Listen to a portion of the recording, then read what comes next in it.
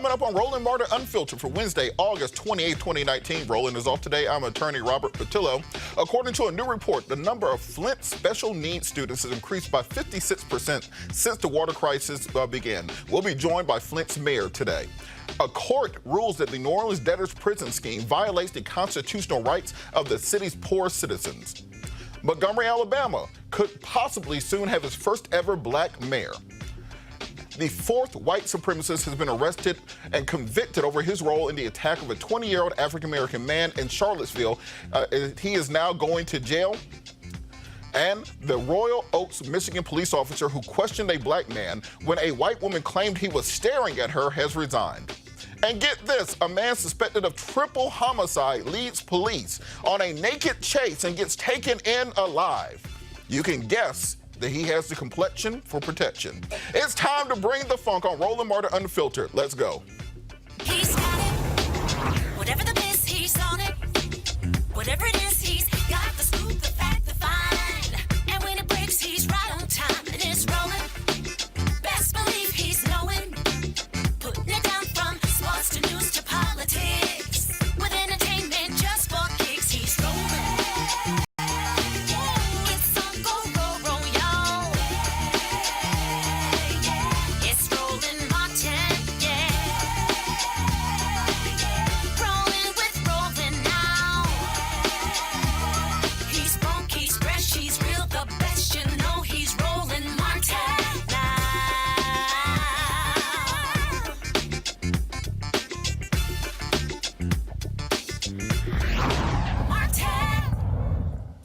It's been 5 years since this Flint water crisis began, and the problem continues. Last week, the city spilled 2 million gallons of raw sewage into the river, and to add insult to injury, a recent study shows that the number of Flint special needs students has increased by 56% since the water crisis began. Joining me to talk about the growing problem in Flint is Mayor Karen Weaver.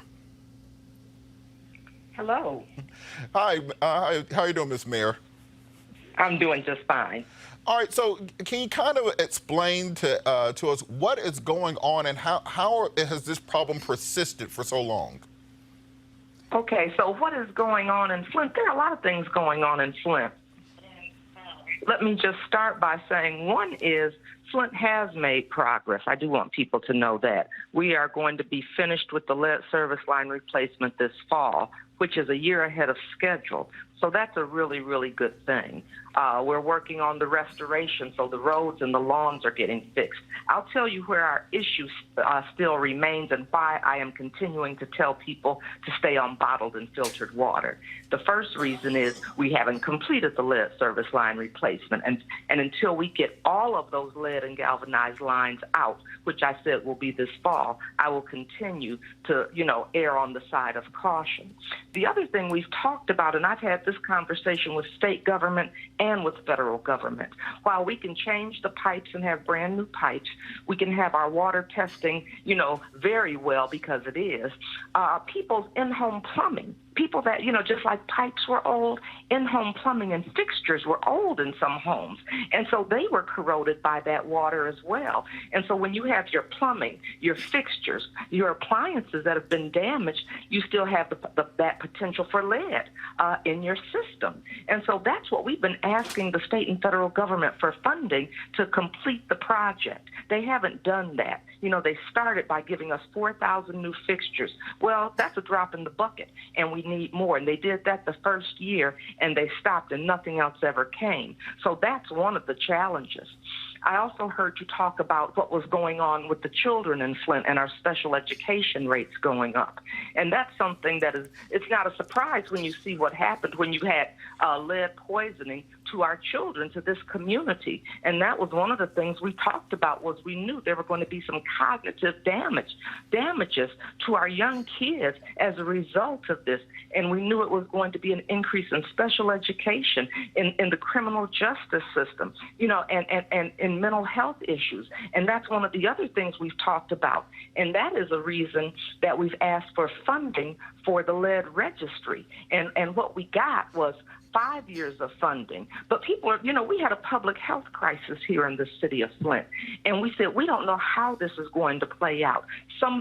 We're seeing things right now, but some things may not manifest for 5 years, 7 years, 10 years, 15 years. And that's why it's important for this lead registry to be funded for a long period of time so we can track physical health outcomes, so we can see what kinds of interventions and what kinds of services make a positive difference.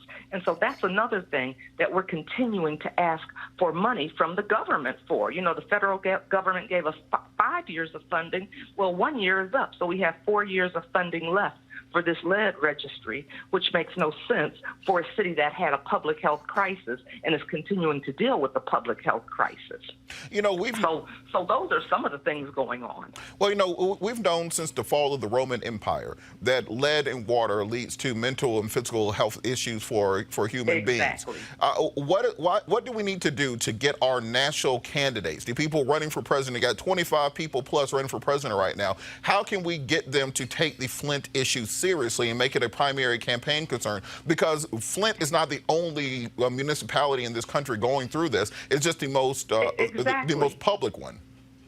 Exactly, and that's what we've said is pay attention to what's going on in Flint, because what happened here, we're a poster child for so many other communities across this country, and you better pay attention to what's going on in here, because it's going to affect, people all across the United States because of this aging, damaged infrastructure, and because people have taken water quality standards for granted for such a long time, and the standards that are in place are old, antiquated, and outdated, and they need to be addressed, and it needs to be taken seriously, because it's like you said, we're not the only one, but we've been the most visible and vocal, and we have said, I've said, don't let us go through a crisis and not learn from us so this never happens again, and that's what they need to do. I don't want them stopping through Flint for a photo op. This is serious, and this is about people, and that's what we have to remember, is to put people and public health and well-being over profit, and that's what hasn't happened. And, one of the things I think people forget is the genesis of this problem was a consent decree with the state in order to fill a budget shortfall. So to try to save $200 million over the course of 25 years, you diverted from the Detroit water treatment facility to build a new facility for stopgap measure with the Flint River, which resulted in this entire issue, and also the Legionnaires outbreak between 2014 and 2015. Let's not forget we've had 13 deaths as a result of that as well. And so with that, what should the general public do? How can we pressure officials both on the state level and the federal level to help Flint, help other municipalities that are dealing with this lead issue? Even the federal government didn't hit on the lead issue until, I think, 1991. So we have millions of miles of antiquated lead and iron piping from the 1920s through the 1960s. What can we do as the general public to fix this issue? You know what? One of the things is we have to speak up, and we have to come out and vote, and that's where we've been lacking as well. We've got to come out and vote, because your vote is your voice, and it matters, and you better watch who you're putting in office. You better pay attention and get involved. That's one of the things that has to happen. Something else is, I'm going to go back to when I was talking about the water quality standards. They're old. When they say, so in Michigan, we went from what was acceptable was 15 parts per billion, and now to 12, and we're supposed to be excited because that's low. That's the lowest there is now. Well, that's not exciting to say the standards are going to be 12 parts per billion. That makes no sense, because we know that is going to damage children. It's going to damage people. It's going to damage seniors, those with compromised immune systems, and we don't know what it does to the rest of us. So we can't go for the status quo. That's the other thing. And then they put unfunded mandates in place where they say, okay, you've got to change all of the lead service lines, but they don't give the municipalities the funding to be able to do that. People said, what did you all do on the private side? Well, we had to sue, so the state, and we had to sue the state to get the funding, and the federal government under the Obama administration gave us $100 million for that. So we were able to go on the private side, but we have to watch out for these unfunded mandates because municipalities can't afford them, and people, when they say, well, that's private, so you have to take care of it, too many families aren't in a position to be able to, pay for that. They're not in that position. And so you're setting cities and places up for failure when you do that. And so just to close out, because you mentioned the Sure. you mentioned the part about 15 parts per billion. I think at one point there were some water samples taken in Flint that were between 500 and 13,000 parts per billion when it comes to lead concentrations. Not to mention the manipulation by previous administrations and previous officials when it comes to the testing criteria. I think the EPA standards were that you had to have a six-hour hold before testing in order to make the determination of the parts per billion, and you had local officials who were doing a flush right before the... They were doing flushes, yeah, they were doing right. flushes and so you right have to look beforehand. at those instructions that are put in place because they gave out bogus instructions. And the instructions that were given were, well, yeah, when you flush, you are going to get lower levels. And so that's what you have to watch is how they tell you to do that and putting standards in place for that. There should be a protocol on appropriate flushing. And that's something we've really been talking with our residents and educating them about because it's important to know when you're getting your testing done, the appropriate way to test to get the right reading. But I do want to touch on something because, the headlines have read that the city dumped sewage into the Flint River, and that is not what happened. We had a storm here in the city of Flint. We had a rainstorm, and we got inches and inches of rain in a short period of time, and the reservoir at the plant flooded. That was what happened. So it wasn't like it was human waste sewage that got into our water. It wasn't that kind of thing. And we were able to address that because the sewage was already caught. So this was other, so what happens when there's a flood? And that was treated. So I don't want it to sound like the city of Flint was negligent and dumped waste into the Flint River because with everything we've been through, I really don't want that to be the headline. But that was what they put out there. That was how the media put that out there, and that was not what happened. It was Mother Nature having a storm in the city of Flint, and that was something that we weren't prepared for. We weren't prepared for that amount of rain in that short period of time, and the flooding took place. So that was what happened with that. We've just spent millions and millions of dollars. Like, I think it was $36 million cleaning the Flint River. So I just wanted to, get that out there as well. Well, I think it's very important for people to understand that now Flint is in good hands, under good leadership. There are people who are competent and in charge. I want to thank you so much for all the work you're doing. Keep us updated on what we can do in the rest of the country to help Flint and help the water situation there. Thank you, Mayor Weaver.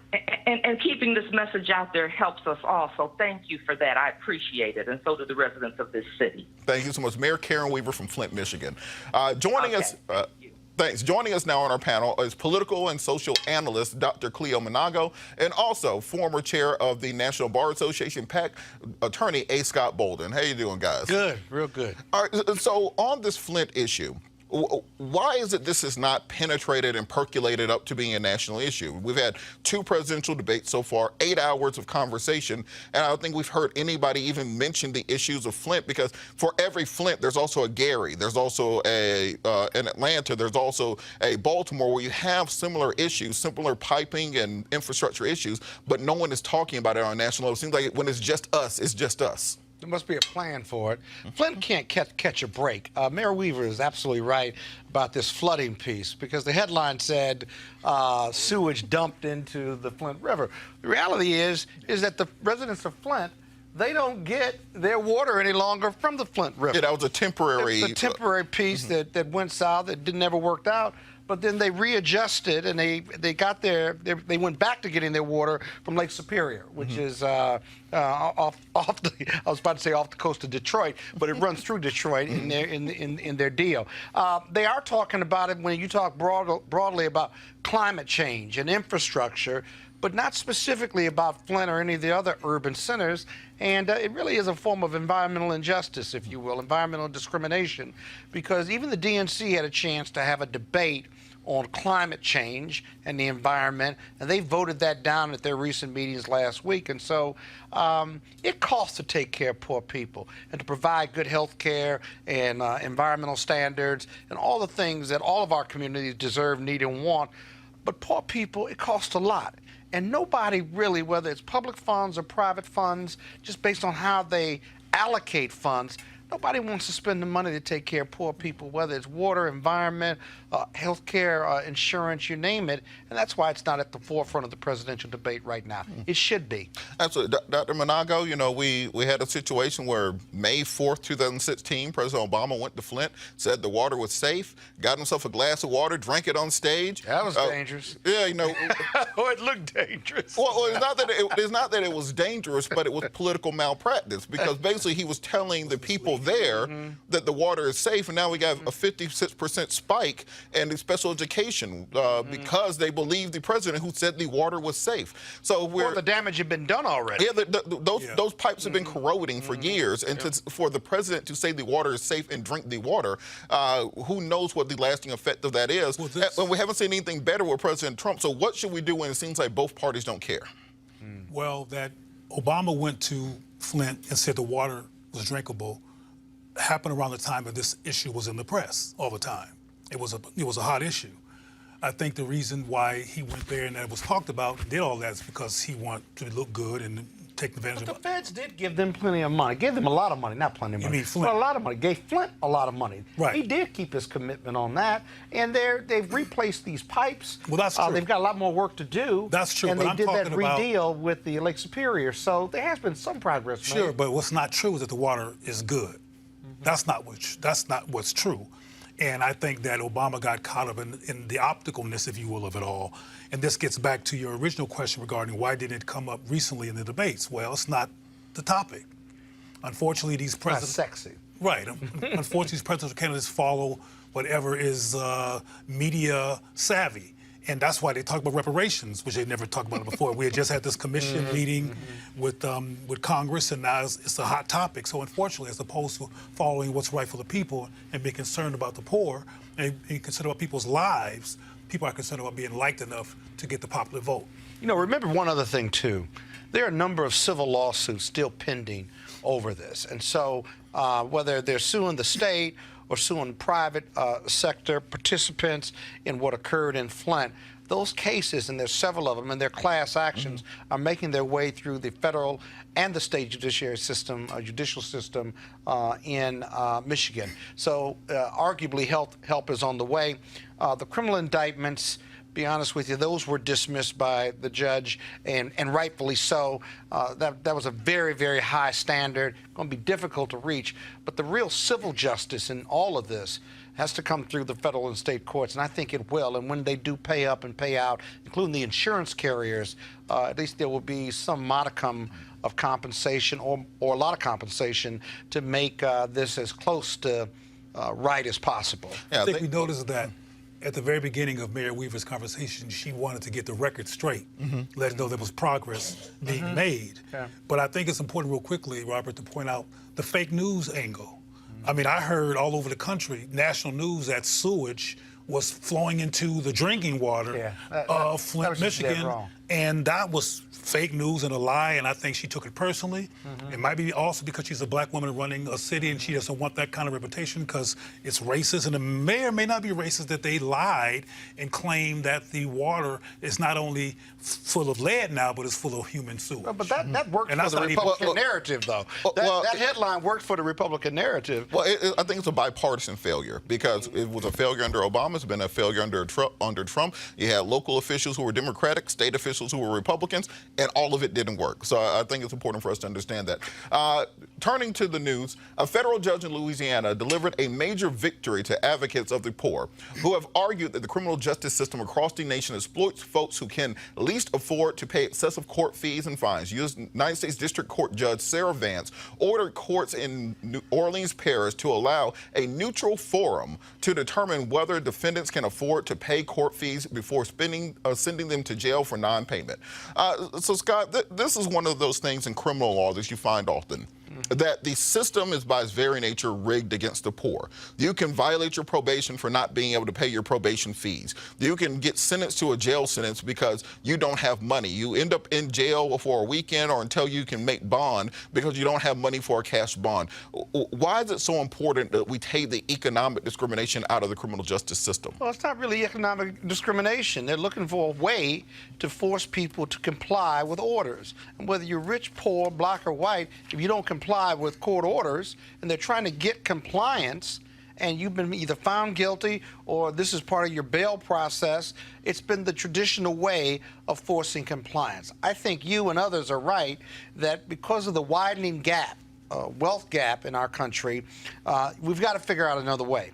I don't know what a neutral forum looks like because in the judicial system, you have the administrative side of this that looks at what your ability to pay, what you're available to pay, do you work, do you not? These are all factors that play in, but the problem is if you can't pay, and everyone knows in the courtroom you can't pay, the only alternative is to go to jail to either not pay off your debt or to do something to force compliance. The problem is when you're in jail, right? How do you pay your child support? How do you pay court fees?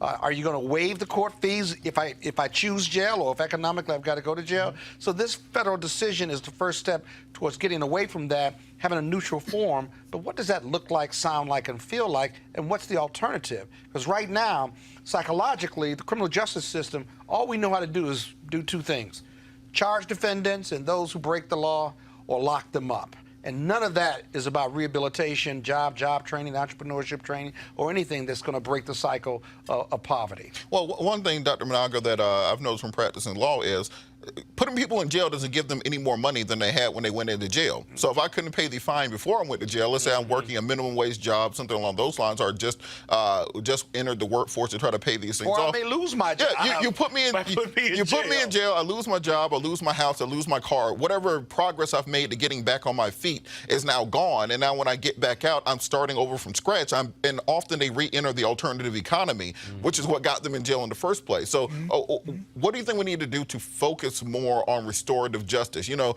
community service instead of paying a fine, ways that you can work off the amount that you owe instead of having to pay cash, and stopping the for-profit nature of the criminal justice system. One of the biggest issues I've always found is you'll go to a community where every single building is boarded up, you know, the neighborhood is burnt down, and then you'll see a brand new shiny courthouse because they're getting so much money from these people convicted of crimes that is the nicest building in the entire area, the courthouse or the jail which is built there. Well, what you just mentioned in terms of the boarded buildings and the shiny courthouse has to do with a lack of decency and human integrity regarding how laws fall out and how people benefit or do not benefit from being punished for breaking the law. I'm real glad that this neutral form is being developed. I hope it becomes a national model for the rest of the country because, as you mentioned, I mean, I don't practice law, but it's logical that you cannot do anything while you're in jail to bring, you know, to raise bail. But I think it's a good idea that this is occurring, and even though it's an issue of, you mentioned the issue of compliance, the bottom line is that the compliance issue does not make room for economic diversity. And that they're going to consider whether people can afford it or not before they pile all these fines and put them in jail is a good thing. And of course, just like we have places like Ferguson, where black people were pulled over left and right, and this has been proven by the DOJ investigation, pulled over left and right to make money for the civic center in that city. That goes back to what you said in terms of who's being valued. So at least in New Orleans, somebody is seemingly valuing people in the poor, and hopefully it'll be a wake-up call for other people. I don't expect that to happen on a landslide basis. As an alternative, why not put everyone that gets arrested? The jails around this country are full of young black men and women, brown black men and brown women and men, and instead of putting them in jail and putting them on some bail program, why don't you put them to work and have them clean up the community? Their economic dollars for all of these community development programs and stuff. Why don't you put them to work to clean up the community, to learn a skill, and you can keep an eye on them, if you will. You can have your compliance by having them come back to court because they're working to clean up the community. Whether you're paying them or not, you're training them. They have a skill set, and you be forcing compliance for them to come back and forth to court. And if they got sentenced, and if they did those jobs well, if they got sentenced, maybe you sentence them to continue doing that, or you sentence them to educational training or workshop training or something that is going to rehabilitate them and give them alternative to the alternative that you just talked about, the alternative economy exactly. that is the fast, quick money and that'll get you killed sooner than later. But see, again, you're talking about, in my opinion, a concept that requires integrity, and it requires caring about people. And these systems do not necessarily care about people. And it's value-based, though. They're Right, adding but- value to our community. Well, they're adding value to other people. There's some of these prisoners are working for people. They're working for low wages for corporations. Sometimes you answer the phone to get customer service for a big corporation. That's an inmate who's been trained to answer that phone and do customer service work for a very, very low wage. So people are getting jobs, if you will, for a very low wage while they're in prison, but the jobs are not about making a community better. It's about helping a corporation lower its bottom line. So again, we got to look at whether we can have capitalist exploitation and human value at the same time. And that's a difficult juggle for a lot of people. Yeah, I think the issue that fundamentally speaking, what we're doing is trying to put lipstick on a pig with our criminal justice system. Absolutely. We are taking the Anglo-Saxon medieval system from Europe, and we're trying to nibble around the edges instead of just blowing the entire thing up, starting over from scratch, figuring out something that works in the 21st century and not in the 13th century. And because of that, we're going to need a wholesale change in it. Because what you don't want to have is a new lend-lease system where as soon as you commit a crime, well, we're going to lease you out for slave labor to pick up trash, cut grass, work on the chain gang, which is what existed after the Civil War. And you also don't want a situation which is we currently have where we fine you to death, and then if you are too poor to pay the fine, you end up in jail. So we got to find something to fix. No, I don't think we're stuck trying to fix a broken system. You want to blow it up, right? Yeah, you so blow give it me up. the top 3 aspects of what it should look like if you blew it up. You do criminal justice. Yes. Tell me, what would you do? Absolutely. Number one, if you are arrested on a drug crime, you are sentenced to rehabilitation, not to jail time. Even if you're selling drugs Even near if you are selling drugs next to school, Really? we send you to want to rehabilitate rehabilitation. a drug dealer that's selling drugs to kids. I can show you 10 drug dealers. I can show you 10 drug dealers I represented who now are real estate owners who are former God football bless players, them. so on and so forth. With the proceeds of their drug sales, right? Look, if however you get the capital, you get the capital. Bayer And Chemicals. poisoning our community, so you want to give them. You don't think Dow ownership. Chemical is making money from poisoning our community? Can go after them You the don't same way think you go after drug- BP is doing the same wait, thing? Wait, does that make it better? Yeah, well, Does look, that make- no. so they're even. Dow Chemical and the drug dealers in our community. Look, you just do a had- comparative. you just had- you just had a winning argument. You just had a court. Number 2. What's the number 2 thing you would do? Number 2, you have the criminal justice You system. have to address the mental and healthcare issues which result in criminal interactions with the criminal Got lots justice of money system. for that already when Well, you're in the but they're criminal not justice using it because most of the people sitting up in the courthouse on Monday morning are people with mental health issues, physical health issues, or drug addiction issues. Number 3 on the list is... I haven't even got the number 3, but okay, number I didn't 3. got the number 3 on the list. Number 3 on the list, you have to address the economic aspect of it. Criminal justice interactions are far too often a result of poverty. You address the poverty, you reduce the criminal justice interaction rate. That's outside of the criminal That's justice not system. outside of it That's because much you broader. have to have a holistic conversation. The same people who signed the check of the police officer, who signed the check of the DA, who signed the check of the judge, also signed the check for the city council and the mayor and the public policy people. So they need to be working together And because where you once gonna you get the money address from? To the do all same those way things? we get Where you money gonna for get the money from? everything else. Not enough money. We got money for stadiums. We Yeah. got money for infrastructure Private sector projects. pays We for it. got You're not gonna make them pay look. for We these got grandiose money for criminal justice we got plans you're money for talking about. tax cuts. We only don't have money for things when we don't want to do it. We got a $22 trillion deficit because we got plenty of money for whatever we want. You We have to elect haven't the made right it a people priority. to make it a priority, a budget priority, and you have to elect the right people in order to reprioritize those dollars and put them in the right place. But or look, better you place. see, in the crack epidemic in the 80s, we ain't have no money for treatment. We ain't have no money for nothing. Opioid epidemic hits West Virginia. We got money out the wazoo. Money just shows up. Oh, my God. It's a public health issue. Look, opioids is a health issue. See, Crack was a criminal issue. Look. Another. Look, another. They're both health issues. Look, that issue. look, another. Is true because you heard him. The opioid issue was affecting white folks, so now it's a health issue. Just like, for example, all these murderers. It is affecting These these white mass murderers have mental health issues, and their father wasn't there. You don't hear about that when a brother kills Pookie at the Pookie's an old name. I'm dating myself. Shanique or whatever. The bottom line is that over that crack sale that went bad 20 years ago. But your debate sounded just like a city council meeting that you just had, because you have two different values, and this issue that we have in our country in terms of what decisions to make are based on people's values. Right now, we have white supremacists and white nationalists, and their values are determining how legislation is done, how policy is done. Robert mentioned that if someone was selling drugs outside of a school, maybe they should be rehabilitated. You said, no, they can't be rehabilitated. You're not going to rehabilitate. I've seen it happen too many times. And you gave me some examples, and I have some examples, too, of how people can be rehabilitated. They're going to do some time before you get to rehabilitation. Well, that's your, you selling drugs outside of school. Your punitive value system. I'm not saying that is the only value system you can have when you got a drug dealer dealing drugs near school. Well, they have got to be penalized. But hold on, Cleo. Inside of that same school, we prescribing little black boys Ritalin and every drug you can think of on the face of the earth, and none of them, and we're not penalizing those people. You are comparing Ritalin to illegal drugs and opioids and crack and cocaine. I think if you look at the analytics, we have seen the same effects out of both. How far left can you go with this? Look, you called me conservative last time. Yeah, but you've way left on this criminal justice piece. Yes. My goodness, no. Look, I'm saying drug dealers got to go to jail. Look, bottom line, you can rehabilitate them later, but drug dealers got to go to jail. If they dealing drugs near your school, you're never going to that's never going to pass. Look, criminal justice.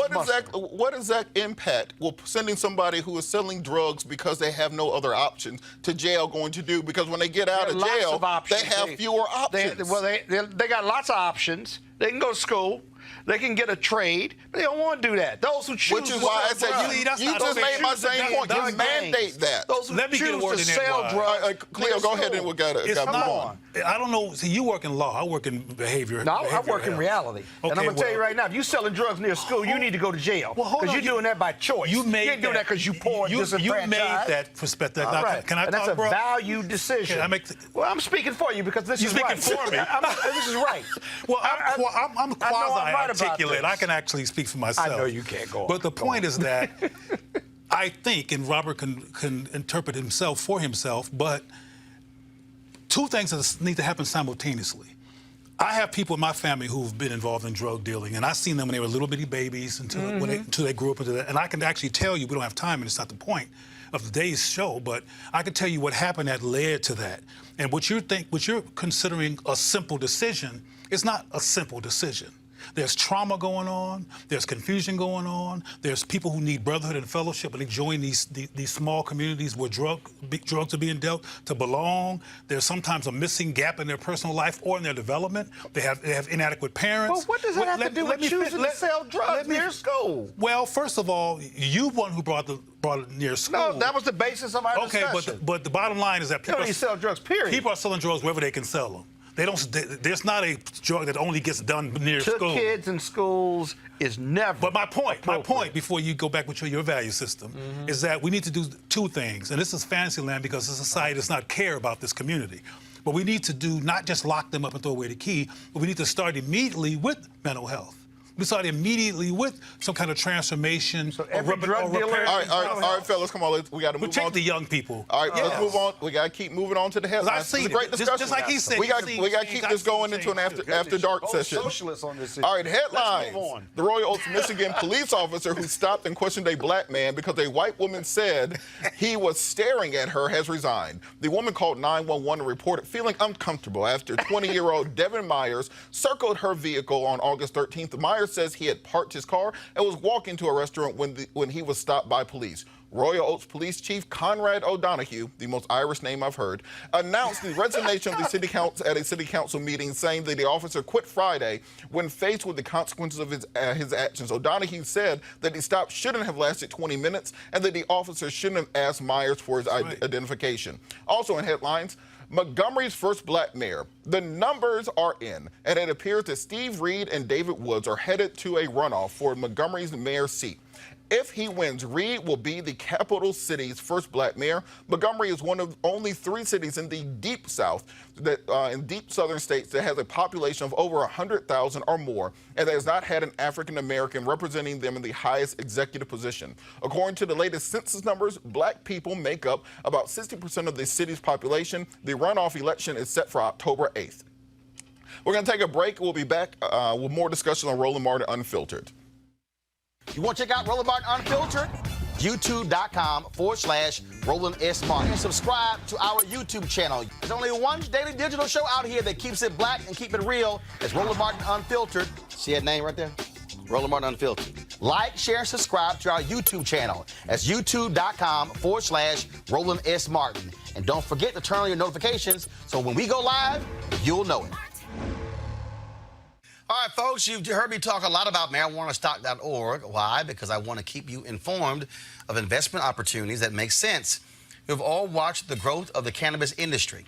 A recent report by New Frontier Data estimates the global cannabis market at over $340 billion. Now, we know that marijuana legalization is sweeping the country state by state. We also know that marijuana has a good cousin, the hemp plant, which with a much higher concentration of CBD. That means hemp gives you all the medical benefits of marijuana without getting you high. Now, until recently, hemp farming was practically illegal in the U.S. and heavily regulated by the DEA. However, the 2018 Farm Bill changed all of that, making it legal to grow hemp CBD in the U.S. and creating one of the largest commodities worldwide. They need land to grow all of the plants. And folks, is it rocket science?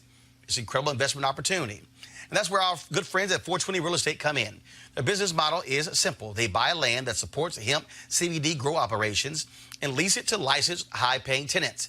That's right, they are hemp CBD landlords, and you can get in on the action. The folks at 420 Real Estate decided to do something special for Roland Martin Unfiltered family.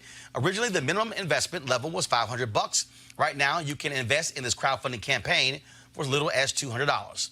That's right, $200 up to $10,000. Now, let me recap. This is a $340 billion worldwide industry, and it's growing. You can participate with as little as $200. To invest, go to marijuanastock.org. That's marijuanastock.org. Get in the game and get in the game now. Delvin Carter is a fashion designer who designs everything from shoes to jewelry. Recently, he sat down with Roland to talk about what he does and why he does it. Delvin Carter, welcome to Roland Martin Unfiltered. Thank you for having me, sir. How you doing? Doing great. So I saw you interview on the Breakfast Club, and what I was intrigued by was the fact that something that we talk a lot about on this show, this being a black-owned, independent media outlet focusing on, not asking other folks for permission to do what we do. And that's what I thought was also intriguing about what you are doing with Sia Collective. And your deal is there's something we can't make. And so where did it all begin for you? What was that moment where you said, you know what, I'm going to do this. I'm going to actually build it myself and not actually wait for other people? So that moment, that's a great question. So that moment happened for me. I was still enlisted in the United States Coast Guard. And at the time, I was living in New York, and my daughters, because I'm divorced, I was divorced at the time, I'm married now, but they were living here and I was living in New York. And I just was like, you know what, I can't continue to live like this, to have my kids have to only see me on holidays and stuff like that. So I got the military to transfer me back to the Bay Area. And when I got here, I said, you know what, I need to make extra money. So I was always good at customizing shoes, which is like taking them apart, remaking them. And I had a lot of orders, and I'm in my military uniform at the post office, and I have like 10 boxes of custom orders that I have to send out to the clients. And I'm sitting on the line, not sitting on line, but I'm standing on line, and I'm looking at the cashier in the post office. And this is no knock to postal workers, but I looked at him and I said, when he was a kid, did he tell his mom, I want to work for the post office when I get older?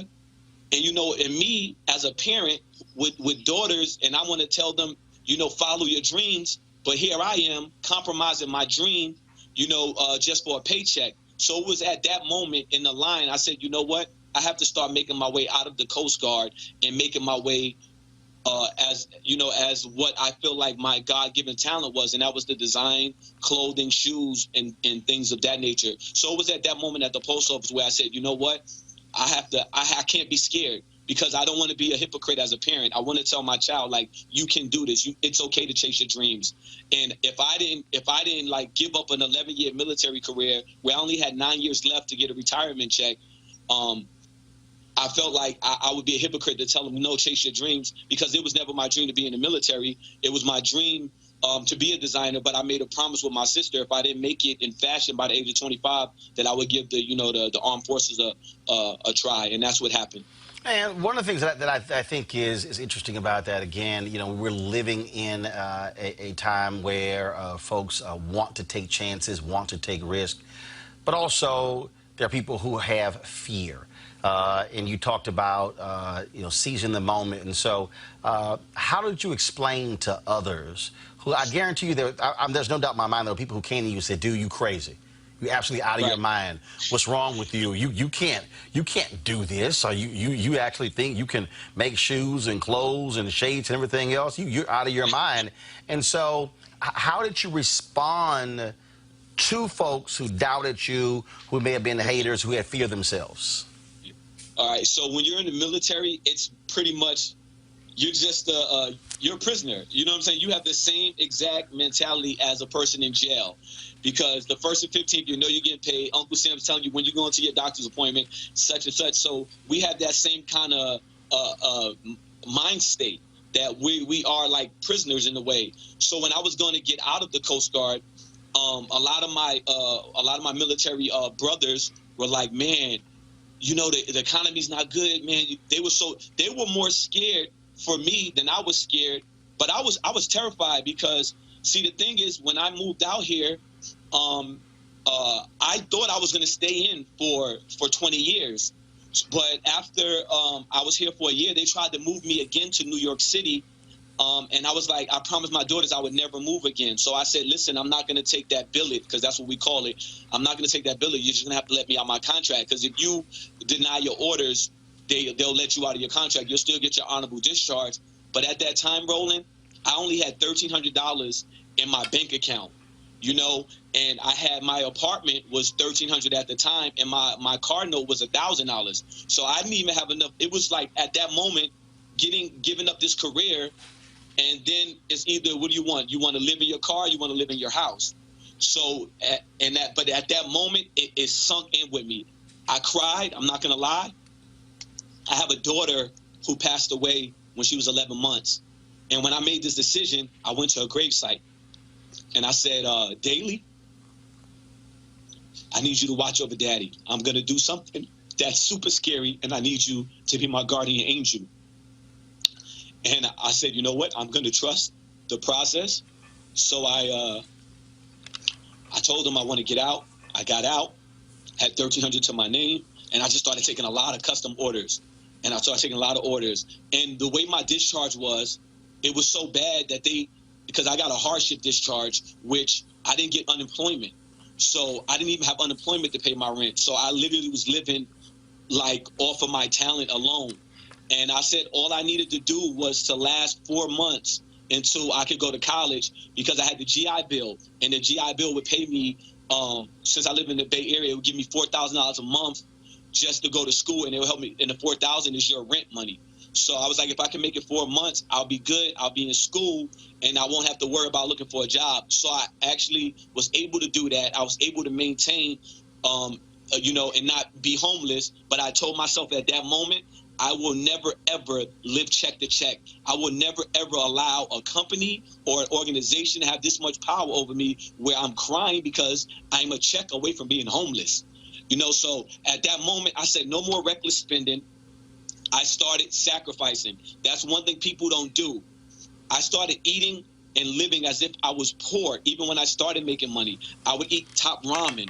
And then I would only once a week treat myself to like steak or shrimp.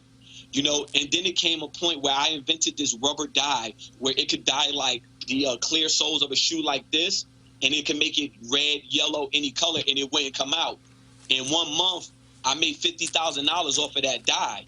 And So now I had a $50,000 cushion in my savings account. And from there, I became a religious saver and not just spending money. And I knew from that moment that if I wanted to get a loan from a company to start my own business, that it wouldn't happen because your oppressor is not going to finance your freedom. So I just said I'm going to keep saving and keep saving because anything that I want to do and want to achieve is going to have to come off my blood, sweat, and tears because a bank is not going to they'll give me a $100,000 school loan, but they're not going to give me a $15,000 business loan. You know, so I recognized that early, and I said I'm not even going to put myself in that position to beg somebody to help me chase my dream.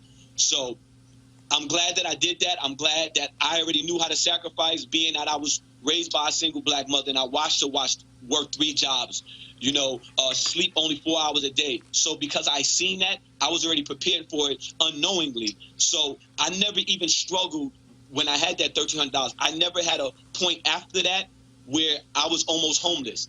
I was scared because of what I had financially and what was ahead of me, but I never even struggled. And I went. And it took like 2 months, and from there, I started making the most money I ever made in my life. Going through all of that also means that you have to do more than one thing. Look, the reality is same thing when it comes to doing this show. There were people who said, "You got to be crazy. Why won't you go try to go to CNN or MSNBC or try to work at one of these networks?" And I said, I'm not interested in asking somebody else permission. Can I go cover this? But what it also means, though, is that you have to learn different aspects of the business. And I think, to be perfectly honest, Devlin, I think there are a lot of people out there who say they want to be entrepreneurs, who say they want to have their own thing, but don't really understand the level of sacrifice and commitment, where you may have to, may not be able to pay yourself, but pay your staff. I mean, look, I'm in a position right now. I live off of my speeches, and I said, look, we've got to build this thing up. And I try to get people to understand that, yes, there's flexibility, there's freedom, but one of the greatest things about being an entrepreneur is you have to sacrifice. And you have to do more than one thing, and you just can't say, well, we'll just hire somebody else to do it. Now that the money's not there to hire somebody to do it. You got to learn it. Yeah, so for me, I had to learn how to be my own photographer. I always was good at marketing, even I graduated from the Fashion Institute for Design and Merchandising in San Fran, and I was elected to be on the elite marketing group because I just knew how to market myself, market any product. So I never had that issue, but I'm also a workaholic, and I probably just like you, I don't like waiting on anybody. Nope. For anything. No. I am very, exactly. I can tell. Like, I'm very impatient. Like, if it's something I want to do, I do it like that. I'm probably one of the only Instagram pages that can post like 4 times a day, and I'm always posting new stuff because I'm constantly working. Like, I'm a father of 4 kids. I have 3 daughters and 1 son, and that's the only thing in the world that means anything to me. I don't care about going out to clubs, meeting people. It's making sure that my kids have a better life than I had, you know, and the sacrifice thing that these people say they want this life, they want to be an entrepreneur. No, they don't. They just look at your page and say, oh, this guy's making some money. I want to do that. But that's not how it works. You actually have, it's so much more work that goes on behind the scene than the pretty pictures and the pretty filters that you see on social media. Like, they're not up with me last night when I didn't stop working till 4 in the morning, right, and had to wake up at 6:30 to take my daughters to school and then unload a truck of shoes that just came in a couple of hours ago. You know, they can't do that. Most of these people are lazy. Like, this new generation, they're lazy. They want everything handed to them. Everything that I've done is off of my own research. I've learned how to source. I've taken 15-hour flights to China to go and visit factories, walk around the whole country to find the things that I wanted, because I know that the more research that I do, the more possibilities of financial streams I can do. Even if I didn't design clothes right now, I can start my own sourcing company and have people make their own goods, and I can take a percentage as a middleman because of all of the hard work and the legwork that I went through. And that's why when I tell people, it's a smack in the face when you tell a black-owned brand that their price is too high, or you should give out free stuff because Gucci does that. Well, I'm not Gucci, and I don't have $1 million, $3 million budget just for marketing. See, they don't understand when, for us, like me, is if I make $50,000 this month, I have to turn it right back into the company so I can keep the company afloat to keep making things. If I give $10,000 of product away and it doesn't do anything for my business like that, because a lot of these celebrities, they'll take the stuff from you, they'll never post it, and even if they wear it, they won't even tag you in it. You cannot teach business with free stuff. Right. You know, you can't. Well, look, the reason I fully understand that is because it's like what we do. I mean, I've had people who come to me and they say, man, we would love for you to do your show from our event. And I go, well, you do know that means getting on an airplane, hotel rooms, that means flying staff, we have equipment, we're paying for stuff. And so it's not just, hey, just pop up. No, there's a cost involved. There have been other people who have understood that and they've actually paid us. And then what was also interesting is when you want to do something, then people say, well, why is it that much? Well, because that's actually what it is. And so, I mean, it is a business. And I think that one of the things that look, my grandmother had a catering business. And then, I worked at it since I was 7 years old, and I saw how different things work and how I felt she often would undercharge folks as opposed to saying, no, you're going to pay the full freight. And this is why I said, when me and my brother, we took the business over later, this is what I said to him. I said, you know what? If somebody's going to give me $20,000 worth of headaches, they're going to pay me $20,000. Because what's not going to happen, you're not going to give me $20,000 worth of headaches, and you're paying me $5,000, and now I'm mad as hell because I'm dealing with all your BS. And that's just sort of how I operate. And I will tell somebody no, as opposed to go through with that, because, again, I know the work goes in it.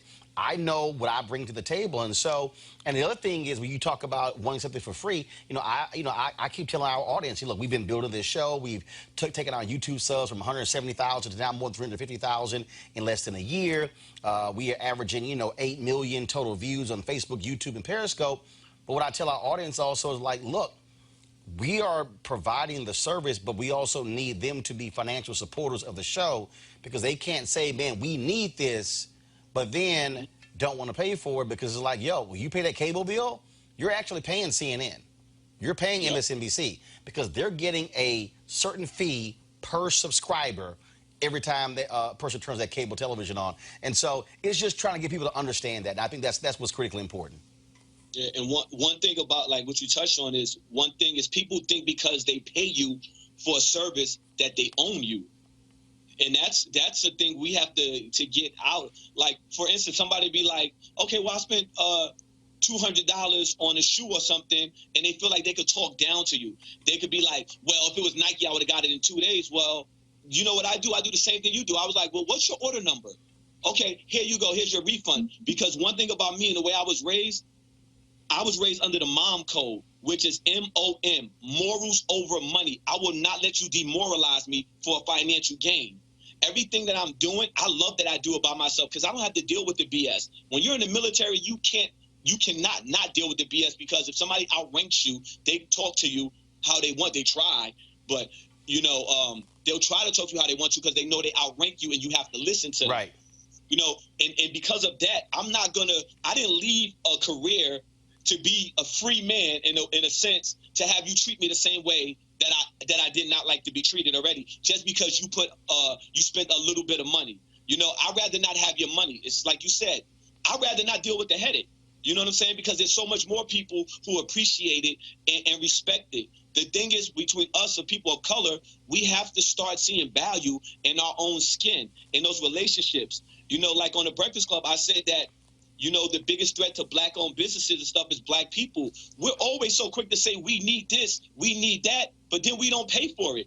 Like you see a show like yours. Like I'm sure you probably have a Patreon or something where people can donate money. Yeah. It's people probably watch your show every day and they never put money in your Patreon account. When they could put $2 a month, that $2 a month from 100,000 people, that's enough to keep you going. No, you're absolutely right. And pay your staff and even get better equipment. Yep. But they don't understand that independence. Like, $2 is nothing. As much garbage I buy, like $2 is nothing. If you are watching something like me, I watch your show from time to time when I'm shipping orders, and I'm going to start paying into your Patreon because I'm not just going to be about it. I'm not just going to talk about it. I'm actually be about it because it is true. We don't know. And for some of us who are watching right now, they may not know, like, oh, man, I never thought about it. Roland Martin's 100% independent.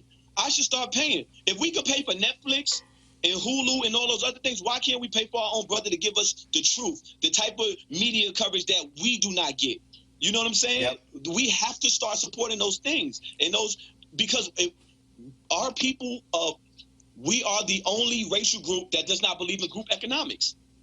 And it's interesting. And we're like the number one shoppers. And it's interesting. We're the number one consumers of everything, but we don't believe in group economics. You made that point. I've been saying that for years. And so, for instance, there are numerous times when I go into black-owned businesses, restaurants, and things along those lines. I remember I was at Two Partners in a barbecue place in Dallas, and the brother who owned, he said, "No, Roland, I got it." I said, "No." I said, "I'm gonna pay for it." I said, because the reality is that plate, that fork, I said, you got employees. I said, I'm gonna pay for it. I said, no problem whatsoever. And then people who will say, well, hold up, you got free. If somebody's giving you something for free, I said, no. What you don't understand is, I said that brother has a business, and what I try to get people to understand is that when just like for you, I'm sure that people who go to your site and they're like, well, why is it this much? Guess what? When they walk into Walmart, or when they go to Macy's, or they go to Saks Fifth Avenue, they don't ask the question, how much is it? They say, what the tag say? And then if there's no tag, they'll scan something and they say, this is what it is. And so my deal is, I'm right there with you. We've got to stop looking for the hookup with black-owned businesses and understand that they are a business just like any other business. Last question for you. How did just very curious, obviously the Breakfast Club has a huge platform. How did that change your business? Do people all of a sudden started hitting you up because they finally? Some people say, man, just like me, I didn't realize you existed. It's like, yo, I gotta get this brother on. And so, what was the reaction? What was the fallout from it? So my FBCC page, I had 148,000 followers. I have like 185,000 now. My clothing line page, Society Collective, went from 30,000 to 85,000. The funny thing is, though, I get messages now. Some guy DM me a few. Hey, man, I seen you at the Breakfast Club. Super inspirational. I've been following your page for years. You know what? I'm going to go buy something. I'm like, I didn't even respond to him. I'm like, you've been following me for years. You've been seeing the hard work I've been putting in. You didn't want to buy nothing until I was on the Breakfast Club. So the Breakfast Club is what made me be like, they validated you. You legit now. Like, I've been legit for the last 5 years killing stuff. But because I'm on the Breakfast Club, now you want to spend some money with me. Like, you've been following my page for 5 years. You done seen me go through struggles. You done seen me keep consistently bringing this. You done seen me do free programs for the kids. I teach young kids and children of color how to sew for free. I teach them how to do fashion design, and I don't charge the parents. And the sad part is most of those parents don't even come back to the store and even buy a T-shirt. I feed their kids. I told them I don't want no money from you. I take their kids on field trips, and this is all on my own dime because nobody did this for me. And one thing that I want to be a part of the change. I want to spark that change behind me. Those young kids coming up, maybe one day they'll be a big fashion designer. They'll be like, hey, man, Devlin Carter was my teacher. He taught me when I was 8 years old. There now look at what I'm doing. You know, it's crazy, but the Breakfast Club definitely brought a lot. But the good thing about the Breakfast Club is I get celebrities hitting me up now, and they're like, yo, I love your stuff. And I don't want it for free. I want to pay for it. You know, so at least I'm getting, like I had Shaq hit me up last night. So I'm working on a shoe for Shaq. He's like, hey, man, I want you to make me some shoes. I buy in bulk. I don't want it cheap, but can you make a size 22? I was like, I hit my factory up. I said, hey, can we make, he wants like this shoe right here. I was like, can we make a size 22 in this sole? He was like, yeah, we could make it. So right now we're working on, making Shaq his own shoes of my shoe, which is crazy for an independent company to be able to make a damn size 22 shoe for Shaq. But Love he's it. Real cool. He's like, man, I don't want no discounts, man, and I want 20 pairs of each. So that man, was a blessing. Hey, that's what I'm saying. So again, congrats. Give people the website again.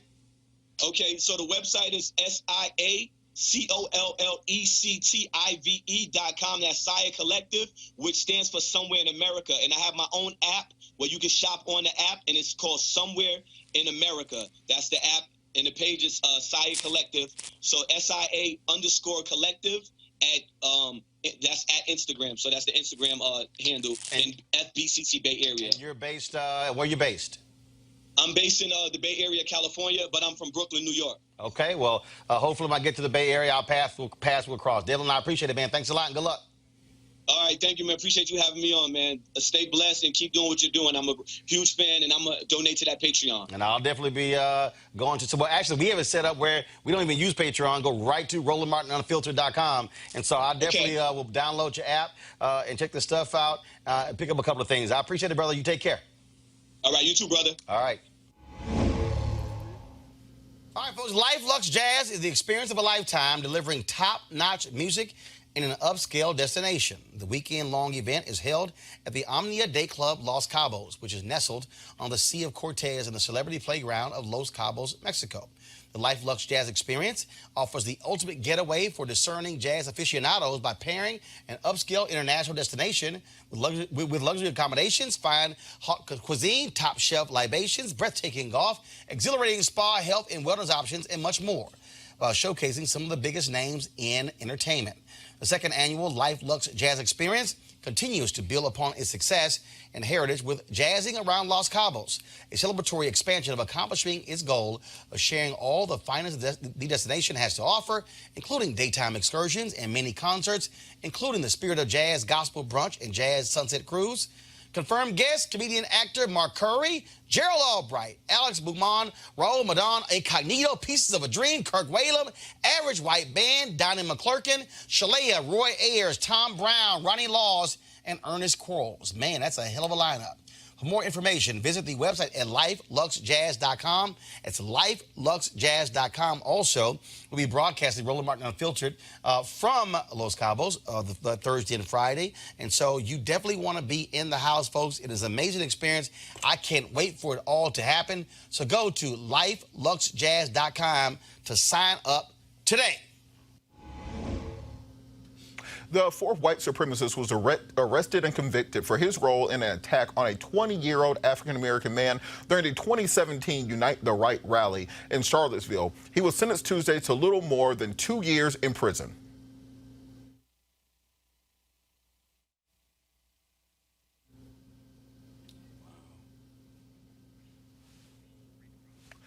Tyler Watkins Davis of Middleburg, Florida, entered what is known as an Alford plea in February on malicious wounding charge in a vicious and widely seen beating of DeAndre Harris, a former special education instructional assistant. The plea meant that Davis, who belonged to the extremist group League of the South, announced prosecutors had sufficient evidence to convict him if he had gone to trial. Even though Davis's assault on Harris probably resulted in Harris's worst injury, he was given less time behind bars, 2 years and 1 month, than the three other defendants already sentenced. All right, we'll go to you, Scott. Because the Alford plea is where you're saying, look, I'm not admitting guilt, but I am saying that there's enough evidence to convict me if I had gone to trial. The judge made the point that because he only struck the assailant one time and he didn't stomp him and beat the hell out of him, that's why they gave him a lighter sentence. Well, what do you think about that justification, even though the one time that he hit the assailant resulted in a head gash and eight stitches being required?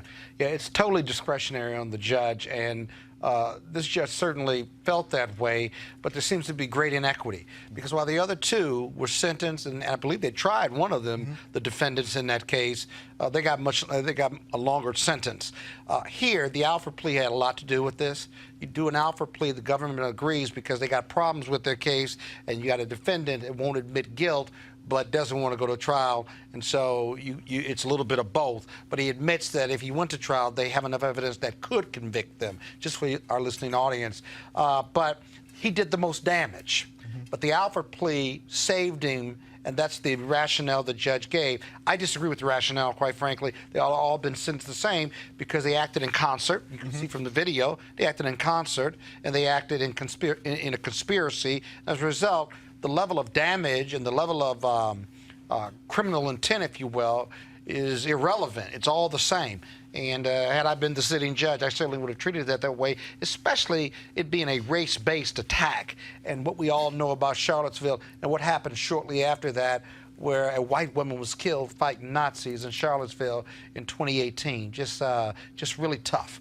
Really tough. All right, and Cleo, on that point, I've tried plenty of cases where an African-American bust somebody upside the head one time and was charged as an aggravated assault. If they did a part of a gang, then they would charge them, as you said, in concert with others, and they would get 10, or the mandatory minimum will be 10 years or 20 years to serve 10, credit for time served, something along those lines. What does it say about the inequities of the criminal justice system? Well, early in the show, you made a passage that said the protection, say it for us. The complexion for there protection. It is, the complexion for protection. Clearly, that's a issue here, but I also think that the people that were defending this guy were concerned about precedents. It's a precedence to make sure somebody don't get as much as the others, particularly if they did the worst damage. You understand what I'm saying? When there's a white supremacist, a white nationalist, and bias context behind the whole thing and driving the whole thing, because if they had their way and it wasn't for the national coverage, they probably would have all got away with it. And if it wasn't for the video coverage of the whole thing. And remember, the victim, the complaining witness in these 3 cases, he was tried and absolved of any wrongdoing, but he was arrested and tried because he defended himself, essentially. I remember that. But, you know, this is another cliche. The Alfred plea possibly was a good strategy, but also being white was a strategy. That's always a really good strategy. Yeah. And I recommend that for black folks. If you can be white when you go to trial, you can probably cut the sentence down by a third. Okay, it's that time again. Don't follow that. Rules are allowed. I'm white. I got you, huh? Illegally selling water without a permit on my property. Whoa! Hey! We don't live here. I'm uncomfortable. All right, today in Crazy Ass White People News, 18-year-old Matthew Bernard of Kneeling, Virginia, was arrested on 3 counts of first-degree murder this week, according to Pittsfield County Sheriff's Office. But before he went down, he led police on a low-speed, naked chase. Here's young Matthew.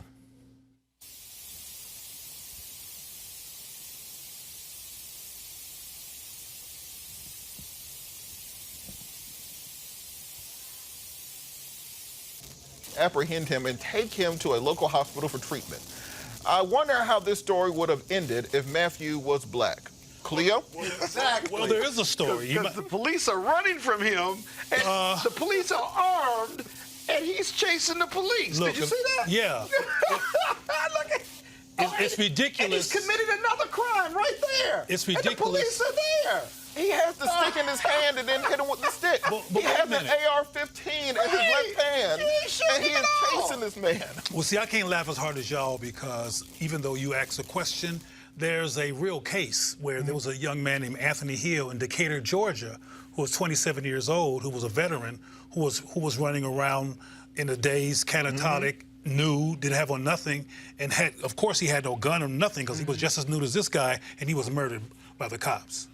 So people can be treated differently. His name was Anthony Hill. He was 27, Decatur, Georgia, if you want to look this up, since it's no longer, it never did make national coverage. But it actually occurred, and he was murdered under the same, but this guy didn't kill nobody. I think it's important to make the contrast Yeah, this here. dude killed The 3 veteran people. who was 27 years old, didn't kill nobody. He was a veteran. He was in good standing as somebody in the military. He never hurt anyone, and he was murdered by the cops. This dude killed 3 people and was allowed to run around like he did up in the cop's face. And commit another crime while the police were in light pursuit of him. But You there's saw it right there in the But he video. didn't get tased. He didn't get busted upside the head. They didn't throw a rock at him. And people will argue, some of us up and down, that there's no racism in this country and that we're delusional and we're race baiters. And Why do you have there's to? no real Why do you issue. have to bring race into every conversation? Why do you have? Why? I don't even see color. You know, we live in a colorblind society. Ask Laquan McDonald's family. And Laquan McDonald, while he had on clothes, he was walking away from the police, clearly catatonic, clearly high on something, clearly not all there, right? Not sure whether he had a weapon or not, and he got killed. But I want to It's unbelievable. I want to respond to something Robert said earlier, kind of in jest, about when you go to court, be white. Well, Michael Jackson did it. And he wasn't very successful. So, you know, it don't always work. Matter of fact, he got arrested and made it look bad after he died. They ain't even finished with him. Well, we will monitor this situation to see what things are going. We're going to monitor what happens to Matthew Bernard, and we'll find out if he's actually convicted of these murders or if he is given a trophy and taken to Burger King. Because you never know in these situations. Or considered mentally incompetent. You know, it's the video games. Incompetent. It's video games. That's the problem, video games. All right, in memoriam today, Greg Hinton, a Chicago native who became the Democratic Party's first chief diversity officer, has died at the age of 66. Hinton was hired in 2011 to ensure diversity of staffing and vendor contracts at the Democratic National Committee, the Democratic Congressional Campaign Committee, and Democratic National Convention Committee. Virginia Roll, chair of the DNC Black Caucus, said Hinton made them accountable for diversity, and you could see his impact at the 2012 convention in Charlotte, North Carolina. He was survived by his son, Kyle Hinton, Christopher Brenton, Greg Brookings Hinton, and his daughter, Alfreda Brookings Hinton, as well as 2 granddaughters. We'll keep the entire Hinton family in our prayers. Also in memoriam, we also mourn the loss of fashion icon Isabel Toledo. She presented her first collection in 1985, but her fashion grabbed the national spotlight after Michelle Obama wore some of her looks at her husband's 2009 inauguration. She was an independent designer, but served briefly as creative director for Anne Klein. Our thoughts and prayers are with the Toledo family as well as her loved ones. That concludes this edition of Roland Martin Unfiltered. I hope you enjoyed the show. Be sure to join Roland Martin when he returns tomorrow. Also, if you like what you see, go to RolandMartin.com and join the Bring the Funk fan club to support great journalism. Until next time, I'm Robert Patillo. Enjoy your evening.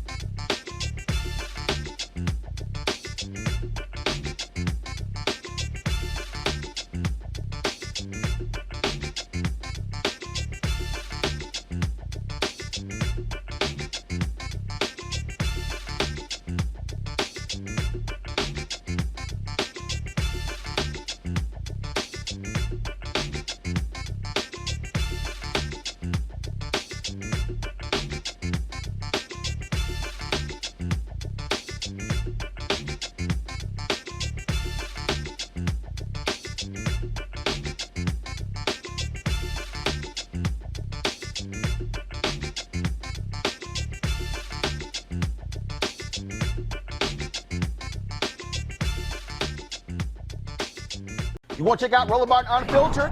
YouTube.com/Roland S. Martin. And subscribe to our YouTube channel. There's only one daily digital show out here that keeps it black and keep it real. It's Roland Martin Unfiltered. See that name right there? Roland Martin Unfiltered. Like, share, and subscribe to our YouTube channel. That's YouTube.com/Roland S. Martin. And don't forget to turn on your notifications so when we go live, you'll know it. You want to support Roland Martin Unfiltered? Be sure to join our Bring the Funk fan club. Every dollar that you give to us supports our daily digital show. There's only one daily digital show out here that keeps it black and keep it real. It's Roland Martin Unfiltered. Support the Roland Martin Unfiltered daily digital show by going to RolandMartinUnfiltered.com. Our goal is to get 20,000 of our fans contributing $50 each for the whole year. You can make this possible. RolandMartinUnfiltered.com. Hey everybody, this is Sherry Shepherd. You're watching Roland Martin Unfiltered, and while he's doing Unfiltered, I'm practicing the wobble.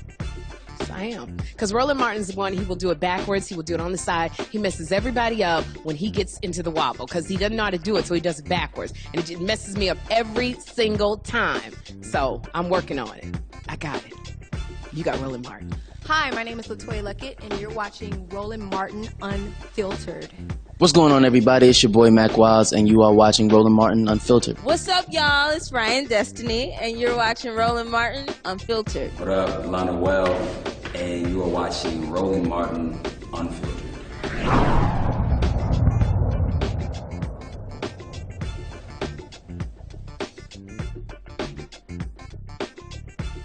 Hey fam, want to check out Roland Martin Unfiltered, the blackest show on all of digital, cable, and broadcast. Check out our audio podcast. There's only one daily digital show out here that keeps it black and keep it real. It's Roland Martin Unfiltered. Press play.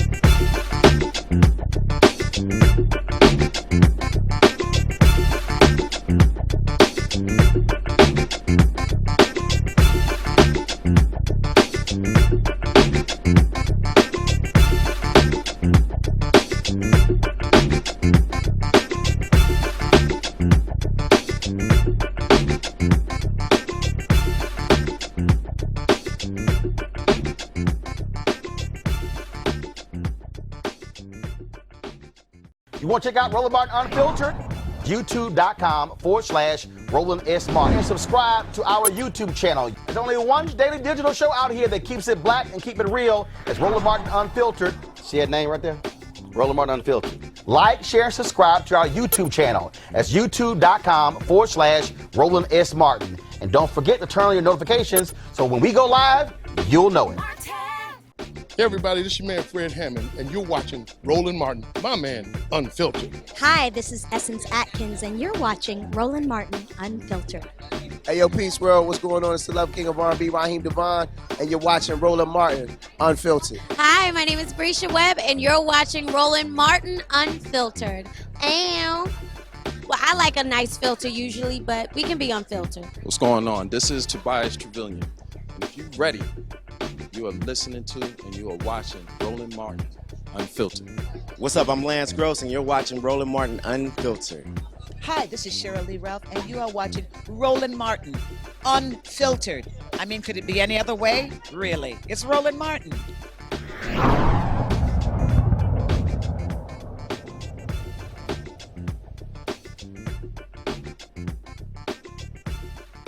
You want to support Roland Martin Unfiltered? Be sure to join our Bring the Funk fan club. Every dollar that you give to us supports our daily digital show. There's only one daily digital show out here that keeps it black and keep it real. It's Roland Martin Unfiltered. Support the Roland Martin Unfiltered daily digital show by going to RolandMartinUnfiltered.com. Our goal is to get 20,000 of our fans contributing $50 each for the whole year. You can make this possible.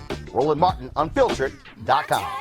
Hey fam, want to check out Roland Martin Unfiltered, the blackest show on all of digital, cable, and broadcast. Check out our audio podcast. There's only one daily digital show out here that keeps it black and keep it real. It's Roland Martin Unfiltered. Press play.